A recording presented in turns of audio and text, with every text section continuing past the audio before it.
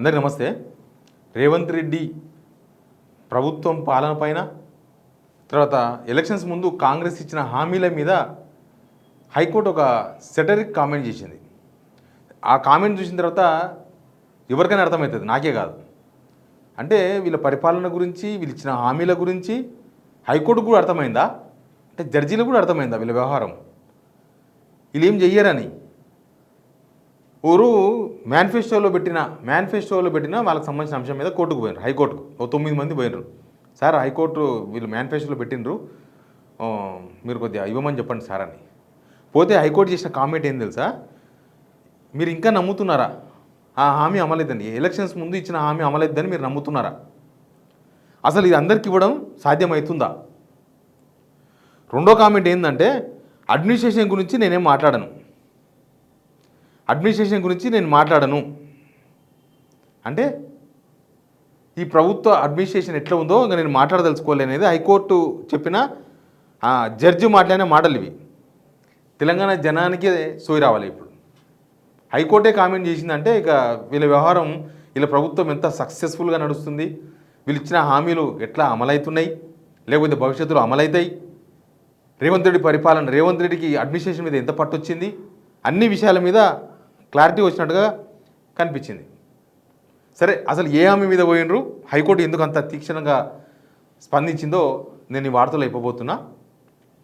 Subscribe చేయని వాళ్ళు subscribe చేయండి, షేర్ చేయాల్సిన వాళ్ళు షేర్ చేయండి. హైకోర్టుకు ఒక 9 మంది పోయినరు. ఏమని పోయినరు? వీళ్ళంతా తెలంగాణ ఉద్యమకారులట. పోయి మాకు మేనిఫెస్టోలో పెట్టినరు, తెలంగాణ ఉద్యమకారులకు 250 గజాల జాగిస్తాం, నెలకి 25,000 పెన్షన్ ఇస్తాం. అది వాళ్ళ మేనిఫెస్టోలో కూడా ఉంది. నిజంగా Telangana Congress committee assembly elections 2023 మేనిఫెస్టోలో ముఖ్యాంశాలు: 6 గ్యారెంటీలకు అనుబంధం, తెలంగాణ తొలి మలిదశ ఉద్యమ అమరవీరుల తల్లిదండ్రి భార్యకు 25,000 రూపాయల నెలవారీ గౌరవ పెన్షన్ను మరియు వారి కుటుంబాల్లో ఒకరికి ప్రభుత్వ ఉద్యోగం ఇస్తాం. తెలంగాణ ఉద్యమకారులపై ఉన్న కేసును ఎత్తివేసి వారికి 250 గజాల ఇళ్ల స్థలాలను కేటాయిస్తాం. ఇక ఇవన్నీ ఉన్నాయి, అవన్నీ ఏమి కాలేదు. కానీ అట్లా మేనిఫెస్టోలో పెట్టిరని పోయినారు కోర్టుకు. పోతే కోర్టు పరిశీలించి దీనికి ఏమైనా గవర్నమెంట్ జీవో ఇచ్చిందా అని అడిగింది. లేదు, ఇవ్వలేదు, జీవో ఏం లేదు అన్నారు. మరి జీవో లేకపోతే ఎట్లా ఇస్తారనుకుంటున్నారు అని అడిగిండ్రు. అంటే కొంతమందికి దొడిదారిన, అసలు ఉద్యమకారులు కాని వాళ్ళకు దొడిదారిన 2-3 ఇచ్చిర్రు, కలెక్టర్ జీవో ఇచ్చిండు అని వాళ్ళు చెప్పిర్రు. దానికి కోర్టు స్పందించింది. అసలు ఎన్నికల హామీల్ని ప్రభుత్వం అమలు చేసేలా ఆదేశాలు జారీ చేయమని పోయారు వీళ్ళు. పోతే తెలంగాణ రాష్ట్ర సాధన ఉద్యమకారులకు పెన్షన్, ఇంటి జాగా ఇస్తాం 2023 ఇచ్చిన హామీని ఇంకా మీరు నమ్ముతున్నారా అని అడిగింది. అంటే ఎలక్షన్స్ కోసం చెప్పిర్రు అదే అని కోర్టు మాట్లాడిన మాటలను బట్టి అర్థమవుతుంది. తర్వాత అడ్మినిస్ట్రేషన్ గురించి ఎక్కువ మాట్లాడదలుచుకోలేదు. ఇలా అడ్మినిస్ట్రేషన్ అంత మంచి చక్కగా ఉందన్నమాట. రేవంత్ రెడ్డి ఫెయిల్యూర్ ఇదంతా. రేవంత్ రెడ్డి ఎట్లా ఫెయిల్ అయ్యిండో హైకోర్టు చెప్పిన స్టేట్మెంట్ అది. ఎంత సైలెంట్గా ఉంటే అంత బాగుంటుందని అనుకుంటున్నాను. జడ్జి చేసిన కామెంట్స్ ఇది బాగా వినండి, మీరు మళ్ళీ చెప్తాను నేను. అడ్మినిస్ట్రేషన్ గురించి ఎక్కువ మాట్లాడదలుచుకోలేదు, ఎంత సైలెంట్గా ఉంటే అంత బాగుంటుందని అనుకుంటున్నాను. చీఫ్ జస్టిస్ విజయసేన్ రెడ్డి చేసిన కామెంట్ ఇది. అదేమో ఎలక్షన్ హామీ అమలైద్దని అనుకుంటున్నారా? సాధ్యమేనా అసలు? అది నిజంగానే కదా, అసాధ్యం హామీ. అదొక్క హామీ కాదు, వీళ్ళు అసలు ఇప్పుడు మనం వాళ్ళు ఇచ్చిన హామీలు కొన్ని గుర్తు చేసుకుందాం. వీళ్ళు ఇవన్నీ ఎలక్షన్స్ హామీలేనే అర్థం చేసుకోవాలి. ఇప్పుడు హైకోర్టు స్టేట్మెంట్ ఇచ్చిన తర్వాతనైనా, మనం హైకోర్టు జడ్జి స్టేట్మెంట్ తర్వాతనైనా వీళ్ళు ఇచ్చిన హామీలంతా కూడా జస్ట్ పబ్బం గడుపుకోవడానికి, అసెంబ్లీ ఎలక్షన్స్లో ఓట్లు దండుకోనికే. ఓట్లు రావాలి, మా గవర్నమెంట్ రావాలి, ఇంకా ఇస్తామా సస్తామా తర్వాత విషయం. ఇప్పుడు అనుకుంటలేరా ఇంకా 3 సంవత్సరాలు మేమే మమ్మల్ని పెరిగేతోడేవాడని, మమ్మల్ని దింపేతోడేవాడు మేమే ఉంటాం, మేమేం అమలు చేయకపోయినా ఉంటాం. ఇంకా 8 సంవత్సరాలని చెప్తున్నాడు రేవంత్ రెడ్డి. ఇంకా దారుణం. అది విన్నప్పుడల్లా ఒళ్ళు జలధరిస్తుంది తెలంగాణ జనాలకి. వారు నాయన మళ్ళీ ఈయన 8 సంవత్సరాలు అంటున్నాడు. తెలంగాణ తెచ్చి, తెలంగాణ ఉద్యమం చేసి, అందరినీ ఏకం చేసి, జనాలందరినీ దానిలో భాగస్వామ్యం చేసి, తెలంగాణ తెచ్చి కేసీఆర్ కనీసం తెలంగాణకు ఇంతో అంతో చేసి, కొన్ని ప్రాజెక్టులు కట్టి నీళ్లు తెచ్చి, తెలంగాణకు ఏదో ఒకటి చేసిన కేసీఆరే 10 సంవత్సరాలు లిమిట్ అయిపోయాడు. ఏం చేయకుండా ఏ ధైర్యంతో చెప్తున్నారో, ఏం చేయకుండా. ఈయన ఉద్యమకారుడు కాదు, పోనీ తెలంగాణ తెచ్చినోడో కనీసం తెలంగాణ జనాలతో కలిసి ఉద్యమం చేసినోడో కాదు రేవంత్ రెడ్డి. కనీసం ఏదైనా తెలంగాణ ప్రజలకు కేసీఆర్ గవర్నమెంట్ ఉన్నప్పుడు తెలంగాణ వచ్చినాకనైనా జనాల తరపున ఒకరోజు ధర్నా చేసినోడు కాదు, ఒకరోజు దీక్ష చేసినోడు కాదు, ఏమి కాదు. ఆయన వ్యక్తిగత పంచాయతీ మొత్తం, ఆయన వ్యక్తిగత పంచాయతీ తప్ప జనాల పంచాయతీ కాదు. కేసీఆర్ మీద జనాల కింద కోపం ఉంటుంది, ఆయనకున్న కోపం జనాలకు ఉంటుందా? ఆయన కోపం కోసం ఆయన ఏదో నన్ను జైలు వేసిండ్రు అని చేసుకున్న ధర్నాలే తప్ప జనాల కోసం ధర్నాలు చేయలేదు ఎప్పుడు.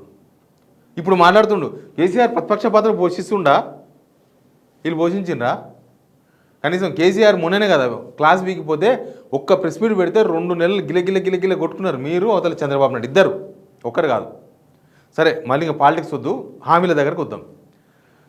వీళ్ళు ఏమన్నారు, పందిరేసే లోపలనే పెన్షన్ కాదు కళ్యాణ లక్ష్మి ఇస్తా అన్నారు, దాంతోపాటు తులం బంగారం అన్నారు. మొన్ననే చూసిన ఎవరు ఎమ్మెల్యే ఇస్తున్నాడు, ఆమె బిడ్డను ఎత్తుకొని వచ్చింది, పెళ్ళి అయిపోయి బిడ్డను ఎత్తుకొని వచ్చింది, ఆమెకి ఇచ్చారు. కళ్యాణ లక్ష్మి అంటే పిల్లలు పుట్టినాక ఇస్తారు, తులం బంగారం అయిపోయింది, అది సాధ్యం కాదని ఎత్తేసింది చేతులు. పిల్లలకు ఫీజు రియంబర్స్మెంట్ కోసం మీరు ఊకే ప్రతి సంవత్సరం ఫీజు రియంబర్స్మెంట్ అని అడగాల్సిన అవసరం లేదు. మీకు అడ్మిషన్ అప్పుడే, కాలేజీలో అడ్మిషన్ అప్పుడే గవర్నమెంట్ 5 లక్షల రూపాయల కార్డు ఇస్తుంది, క్రెడిట్ కార్డు లాగా. మీరు ఏ కాలేజీ చేయను కానీ ఏమైనా కానీ పోయి ఆడపోయి కోసుడే, ఆడపోయి మీరు ఎంత ఫీజో అంత కోసుడే అన్నాడు. కోసుడు కాదు, ఇప్పుడు జనాలు కోపించుకుంటున్నారు. ఈయన కోసుడే అంటే ఏందో అనుకున్నారు, ఇప్పుడు కోపించుకుంటున్నారు. అంటే అది కూడా అవుట్. ఇక రైతు భరోసా అప్పుడు ఏమన్నారు స్టార్టింగ్లో వీళ్ళు, సార్ రైతు భరోసా ఎవరికి ఇస్తారు సార్ అంటే అందరికి వస్తుంది, ఒరిజినల్ ఓనర్లకు వస్తుంది, కౌలు రైతులకు వస్తుంది. సాధ్యమా? ఒకటే భూమి మీద ఒకటే ఎకరా రైతు కౌలుకి ఇస్తే ఆ రైతుకు వస్తుంది, యజమానికి కౌలు రైతుకు వస్తుందా? వీళ్ళు ఎలక్షన్ అయిపోయినా కూడా చెప్పారు అట్లా. అది కూడా ఎలక్షన్స్ ముందు చెప్పి మళ్ళీ పార్లమెంట్ ఎలక్షన్స్ ముందర కూడా చెప్పిండ్రు. అయ్యిందా? కనీసం ఒరిజినల్ రైతుకే ఇస్తలేరు, ఇంకా కౌలు రైతు దేవుడేరు. ఇద్దరికీ అడిగిస్తారు, ఒక్కరికన్నా ఈయన హామీ అంటే ఒక్కరు కూడా ఇస్తలేరు. వీళ్ళు ఇచ్చిన హామీలన్నీ ఇట్లాంటివే, అన్నీ కూడా ఓన్లీ ఓట్ల పర్పస్, ఎలక్షన్ పర్పస్. హైకోర్టు మంచి స్టేట్మెంట్ ఇచ్చింది. మీరు ఇంకా నమ్ముతున్నారా? ఎలక్షన్ ముందర ఇచ్చిన హామీలు ఇప్పుడు అమలు అవుతాయని మీరు నమ్ముతున్నారా అని అడిగింది వాళ్ళను, పిటిషన్ నేషనల్ని. ఇక అట్లా అడిగింది అని అంటే హైకోర్టు వీళ్ళ ప్రభుత్వం మీద ఎంత నమ్మకంతో ఉందో అర్థమవుతుంది కదా. జనం నమ్ముతున్నారా? వీళ్ళు ఇంకా హామీలు అమలు చేస్తారు, వీళ్ళు ఇచ్చిన హామీలు అమలు అయితే అని నమ్ముతున్నారా? అన్నీ సగం బెరికి పెట్టారు. 200 యూనిట్లు సగం, 500 రూపాయల సిలిండర్ సగం, అన్నీ సగం. రుణమాఫీ సగం 50%. ఇక కాలేజీకి పోయే అమ్మాయిలకు మోపెళ్ళు అవేంటి యాక్టివాలు ఇస్తామన్నారు, స్కూటీలు. సాధ్యమవుతుందా? ఇస్తారా? ఏది సాధ్యం కాదు. ఇక ఈ గవర్నమెంట్ ఫెయిల్ అయిందని జనం అనుకుంటున్నారు. బహుశా జడ్జి కూడా తెలిసినట్టుంది జనం అనుకుంటున్న సంగతి. అడ్మినిస్ట్రేషన్ గురించి ఎంత తక్కువ మాట్లాడితే అంత మంచిది. ఇంక ఏం చెప్పాలి, మీ గవర్నమెంట్ పనితీరును జనం అందరు వచ్చి మైక్ల ముందు మాట్లాడలేరు. అందరు వచ్చి మీకు చెవులో చెప్పారు మీ గవర్నమెంట్ ఫెయిల్ అయిందని. వాళ్ళకి టైం వచ్చినప్పుడు వాళ్ళు చెప్తారు. కోర్టు వ్యాఖ్యానించింది అని అంటే మీ ప్రభుత్వం ఉంటే ఎంత, పోతే ఎంత, జనాలకి దేనికి వస్తుంది మీ ప్రభుత్వము. ఇక అంతే, ఇంకా ఏం లేదనమాట, అయిపోయింది. హామీలు లేవు, అడ్మినిస్ట్రేషన్ లేదు, ఏమీ లేదు. జస్ట్ వాళ్ళకి ఎట్లా అయిపోయిందంటే ఇది కాంట్రాక్ట్ పదవిలాగా అయిపోయింది. రేవంత్ రెడ్డికి కాంట్రాక్ట్ పదవి. ఆయనకు 5 సంవత్సరాలు మనం చదివించినాం, సీఎం పదవిని రాసిచ్చినాం. ఇక మనకు సలాకి కాల్చి పెట్టినా బొబ్బలు వచ్చినా మనం భరించాల్సిందే. అదే ఉంది పొజిషన్. ఇప్పుడు మేము కాలుస్తాం, గవర్నమెంట్ అంటే ఇట్లే ఉంటుందని చెప్పుకుంటారు వాళ్ళు. ఇంకా గవర్నమెంట్ అంటే ఇట్లే ఉంటుంది, గవర్నమెంట్ అంటే ఇట్లే ఉండాలి అని జనాలను ఒప్పించే ప్రయత్నం చేస్తున్నారు. అంటే ఏం హామీలు అమలు చేసేది లేదు, అడ్మినిస్ట్రేషన్ పట్టించుకోవాల్సిన అవసరం లేదు, ఎవరికి ఏమైనా పట్టించుకోవాల్సిన అవసరం లేదు, ఇచ్చిన హామీలు జనాలు ధర్నాలు చేసినా పట్టించుకోవాల్సిన అవసరం లేదు, జనాల మీద కూడా కక్ష కట్టవచ్చు అవసరం అయితే. ఎనివే హైకోర్టు స్టేట్మెంట్ ఇచ్చిన తర్వాత కొద్దిగా బుద్ధి తెచ్చుకోవాలి, గవర్నమెంట్ బుద్ధి తెచ్చుకోవాలి. హైకోర్టు కూడా ఈ స్టేట్మెంట్ ఇచ్చింది అని అంటే రాష్ట్రంలో జనం ఏమనుకుంటున్నారో హైకోర్టు చెప్పింది సింపుల్గా. హైకోర్టు జడ్జి ఏం తీసుకోడు ఈ స్కీమ్స్, కానీ ఆయనకు కూడా అర్థమైంది జనాల కష్టాలు. హైకోర్టు జడ్జి కూడా అర్థమైందంటే ఈ గవర్నమెంట్ ఫెయిల్యూర్ ఏందో అర్థం చేసుకోవాల్సిన అవసరం కూడా ఉంది. ఇంకా ఎవరైనా అర్థం కాని వాళ్ళు ఉంటే తెలంగాణలో వాళ్ళు అర్థం చేసుకోవాలి. హైకోర్టే ఈ స్టేట్మెంట్ ఇచ్చింది. Please subscribe.